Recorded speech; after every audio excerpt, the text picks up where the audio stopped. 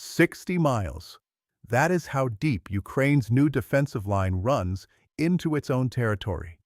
60 miles of minefields, drone traps, anti-tank ditches, layered kill zones, and fortifications so vast, so enormous, so deliberately engineered for mass destruction that they are visible from space. 60 miles. Russia wants a buffer zone in Sumy. It has wanted this for over a year. It launched an offensive to get it in 2025. That offensive failed. Now it is trying again in 2026, with more forces, more probing attacks, more soldiers being fed into the grinder. But this time, something has changed. Ukraine has built a trap on a scale that the world has never seen on this front. Not a defensive line, a trap. A kill zone so deep, so layered, so deliberately engineered to destroy Russian forces at every stage of an advance, that even Russia's own military leadership privately admits the Kremlin's objectives cannot be met. In this video, we will look at exactly what Ukraine has built in Sumy and why it will destroy Russia's buffer zone ambitions. How Ukraine turned the lessons of the Kursk campaign into the architecture of this new defensive monster. What Russia's spring 2026 offensive actually looks like on the ground, and why it is already struggling, and why the casualty math that Vladimir Putin is refusing to acknowledge may force him into the one decision he has spent years trying to avoid. But first, let us look at what Russia is actually trying to do, and why Sumy has become the central front of this next chapter of the war. Russia's obsession with Sumy begins with humiliation. In August 2024, Ukraine launched one of the most audacious operations of the entire war, a cross-border counter-invasion into Russia's Kursk region. Ukrainian forces seized more than 1,000 square kilometers of Russian territory, almost 400 square miles, taken right out from under Vladimir Putin's nose. It was not just a military shock, it was a political catastrophe. Russia, a nuclear-armed great power, had been invaded. Russian civilians were fleeing their homes. The Kremlin scrambled. Think about what that means. Russia spent months trying to take it back. Tens of thousands of soldiers poured into Kursk. The counteroffensive to retake a relatively small pocket of lost territory cost Russia more than 80,000 casualties. 80,000. Dead, wounded, or permanently removed from the fight. For a strip of land that Ukraine eventually chose to withdraw from on its own terms after extracting maximum attrition from the Russian military. That experience burned into Putin's strategic calculus. Ukraine had proven it could strike across the border. Russia could not allow that to happen again. The solution, as Moscow saw it, was a buffer zone in the Sumy region. Push Ukrainian forces back.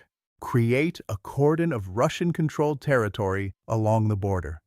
Eliminate the launch pad that Ukraine used to humiliate them. It was logical.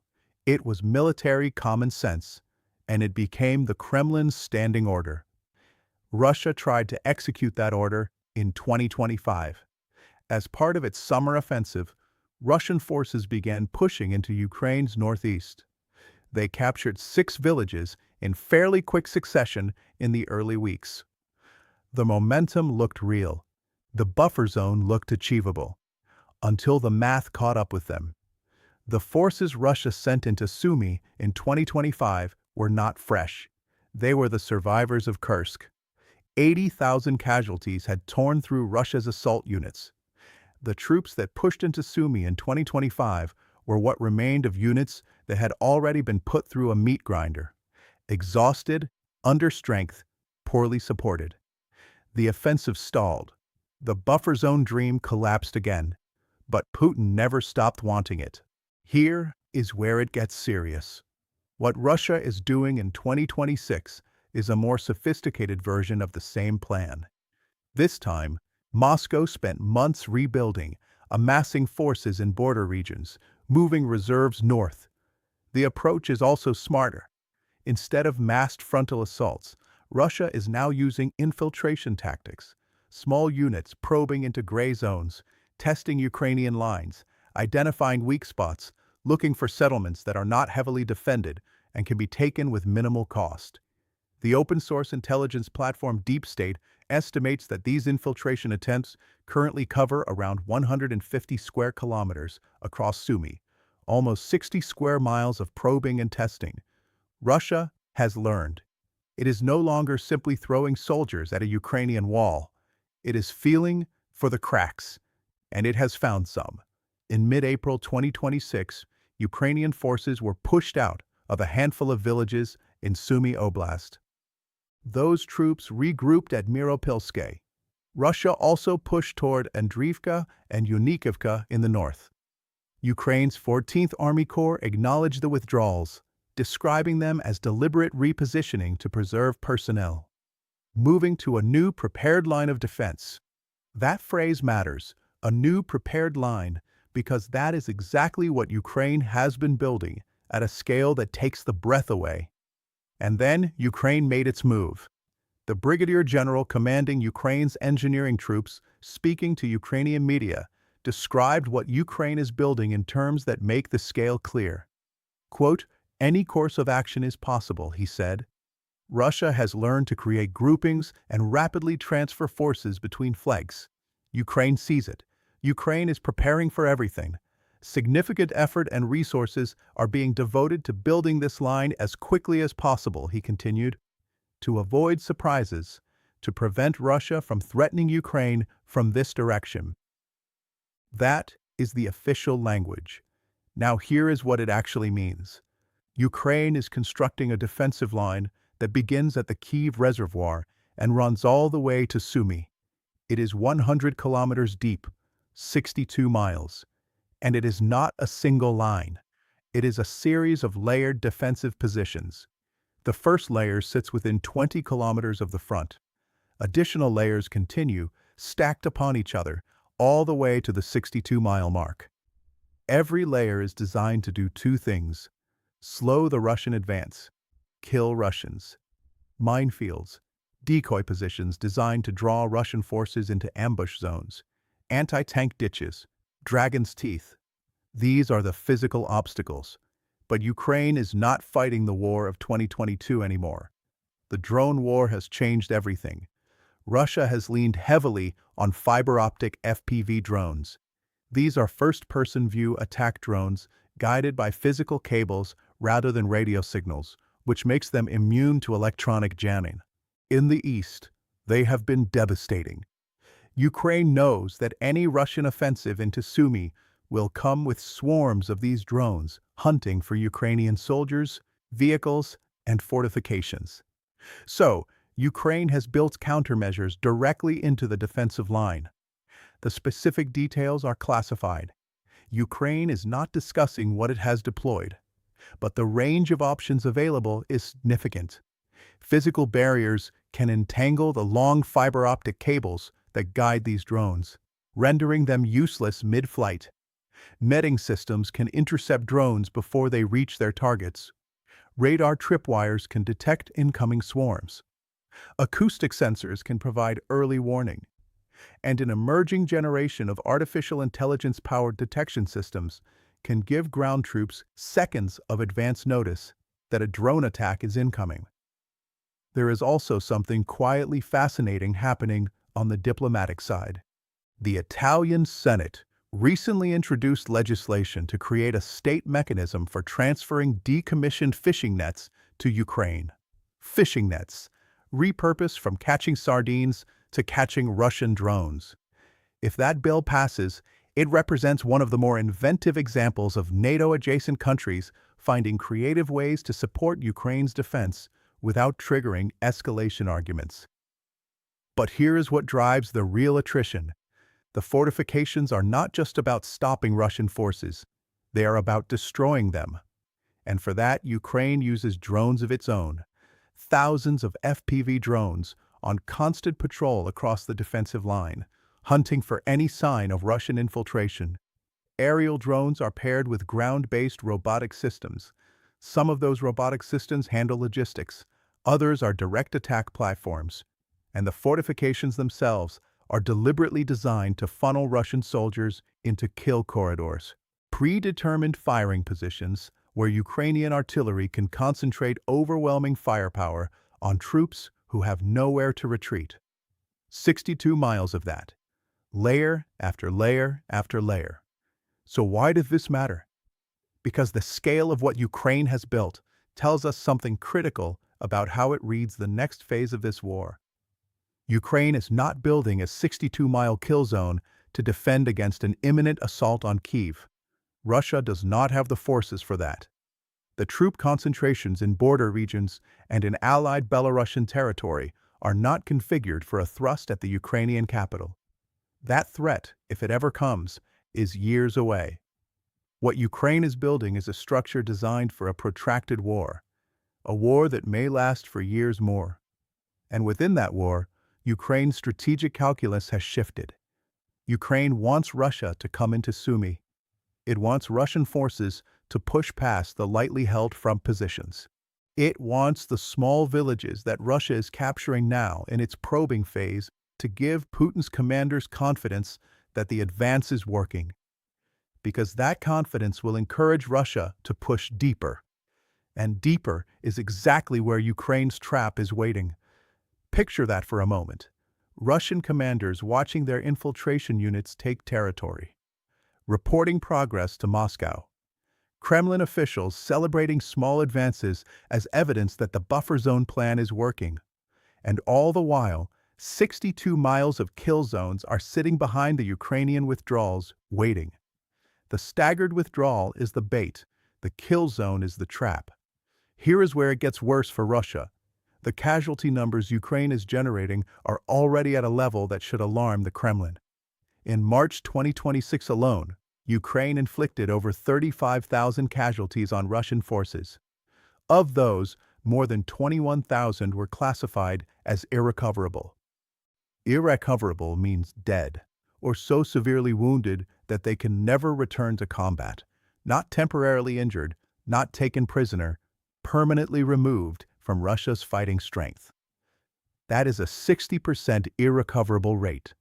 6 out of every 10 Russians who become casualties in Ukraine are gone from the war permanently.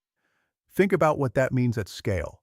Every month, Russia is permanently losing the equivalent of multiple full brigades, not to injury that heals, to death and permanent disability.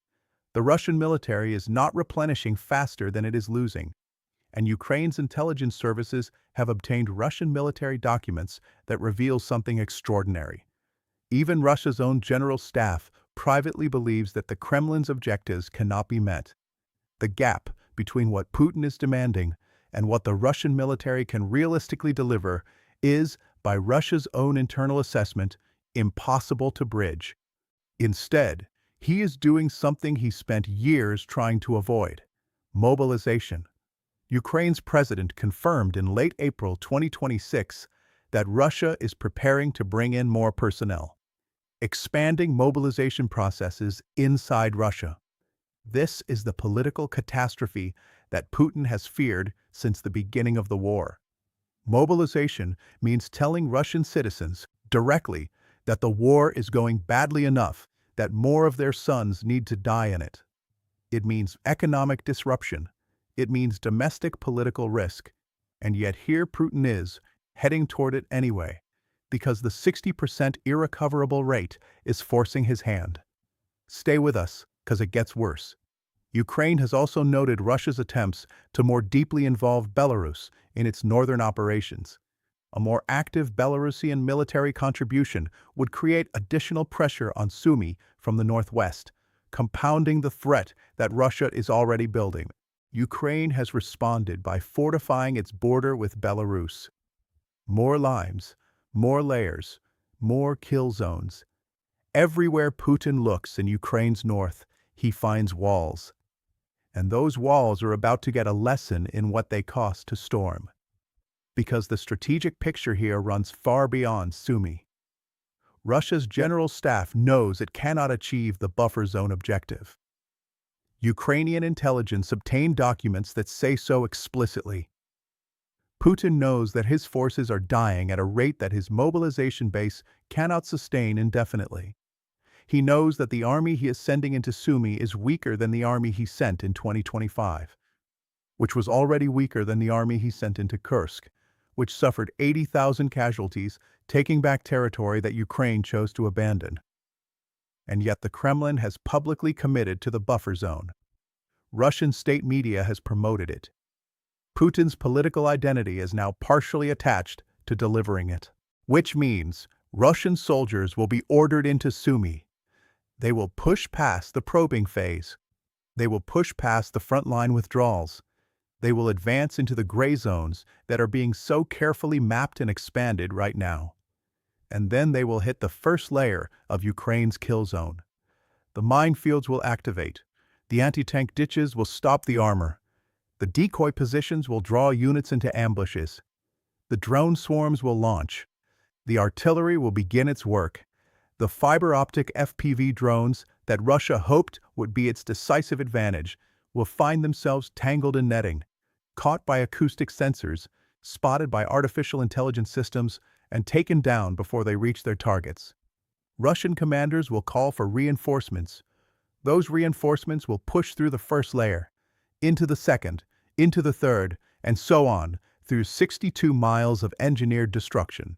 The casualty rate that is already running at 60% irrecoverable will not improve when Russian forces enter prepared kill zones. It will get worse.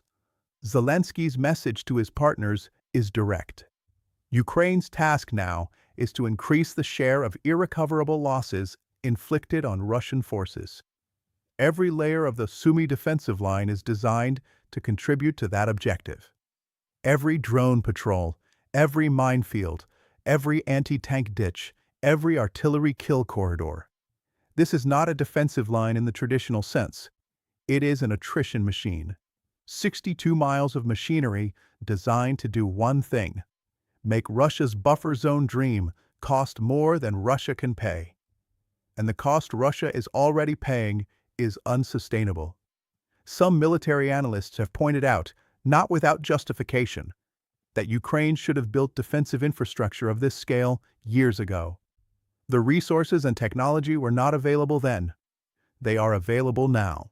Ukraine has the drone production, the engineering capacity, the battlefield data from 2 years of high-intensity combat in the east, and the understanding of exactly how Russian forces advance and where they are vulnerable. Everything that was missing in the early years is present now, and it has been applied to Sumy on a scale that satellites can see from orbit. Russia built its strategy for a version of the war in which Ukraine was outgunned, outmanned, and running out of time. Russia planned its Sumy buffer zone for a version of Ukraine that no longer exists. The Ukraine that Russia is pushing into in 2026 is not the Ukraine of 2022. It is a country that spent 2 years learning how to kill Russian soldiers at industrial scale, and then spent the last months building a 62-mile machine to do exactly that in the north. Putin's forces are marching toward a trap. Russia's own general staff believes the objective is impossible. And yet the soldiers are still coming. The buffer zone was supposed to make Russia safe. Instead, it is becoming the rationale for the next 100,000 Russian casualties. If you found value in this, subscribe so you do not miss what is coming next.